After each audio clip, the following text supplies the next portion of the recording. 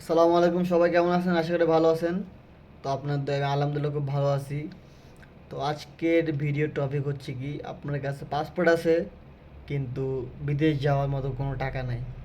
সেক্ষেত্রে আপনি কি করতে পারেন, আপনার করণীয় কি? তো সেইটা নিয়ে আজকে বিস্তারিত আলোচনা করব। অবশ্যই প্রথম থেকে শেষ পর্যন্ত দেখলে আপনি অবশ্যই পুরোটা জিনিস ভালোভাবে বুঝতে পারবেন।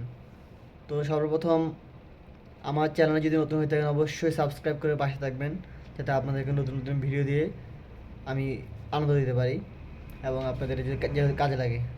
তো প্রথমত আপনি যা করবেন সেটা হচ্ছে কি, আপনি পাসপোর্ট জমা দিয়ে দিবেন। পাসপোর্ট জমা দেওয়ার পর ভিসা কপি বের হবে।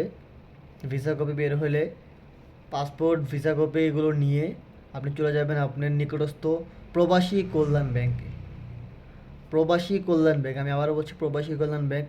প্রবাসী কল্যাণ ব্যাংকে যাওয়ার পর আপনি আপনার ভিসা কপিটা দিবেন, আপনার পাসপোর্টের ফটোকপিটা দিবেন, তারপরে আপনার সেভিংস অ্যাকাউন্টের ব্ল্যাঙ্ক চেক দিবেন, তারপরে আপনার যে একজন জামানত লাগবে, একজন জামানতের চেক লাগবে, তার জন্য চেক লাগবে, এবং আপনার স্যালারি যে আপনি যাবেন স্যালারি কত কত আপনার সেটার একটা ডকুমেন্টস লাগবে।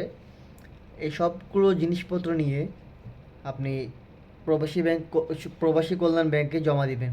প্রবাসী কল্যাণ ব্যাংকে জমা দেওয়ার পর আপনাকে ওরা সহজ কিস্তি, মনে করেন 3 বছরের কিস্তিতে আপনাকে 3 থেকে 5 লক্ষ টাকা বা এর বেশি অধিকও টাকা দিতে পারে।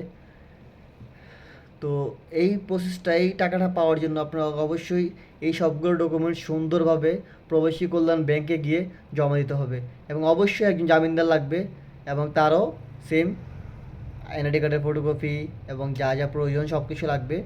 সব কিছু জমা দেওয়ার পর আপনাকে একটা অ্যাপ্লিকেশন দিবে। অ্যাপ্লিকেশনটা সিগনেচার করে আপনার ব্যাংকের থেকে লোনটা নিতে হবে। ব্যাংকের থেকে লোনটা নেওয়ার পর আপনি যখন আপনার ফ্লাইট হবে, টিকিট হবে, তো ফ্লাইট ওই বিদেশ যায় পৌঁছানোর পর 1 মাস 1 মাস সময় দিবে। 1 মাস পর থেকে আপনাকে কিস্তিটা কন্টিনিউ করতে হবে।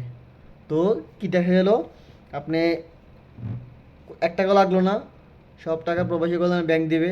আপনার শুধু পাসপোর্টটা লাগবে আর ভিসা কপিটা লাগবে। ভিসাটা যেটা বের হয়েছে সেটা লাগবে। সেটা দেওয়ার পর আপনাকে প্রবাসী কল্যাণ ব্যাংক থেকে একটা লোন দিবে।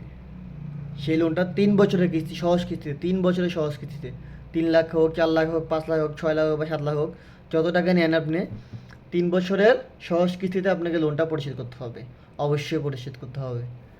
অ্যান্ড আমাদের যে সরকার আসছে অবশ্যই প্রবাসীদের জন্য ভালো কিছু করছে।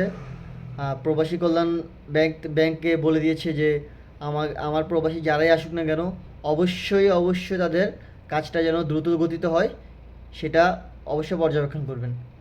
তো অবশ্যই প্রবাসী কল্যাণ ব্যাংকে যাবেন যাদের পাসপোর্ট আছে টাকা নাই।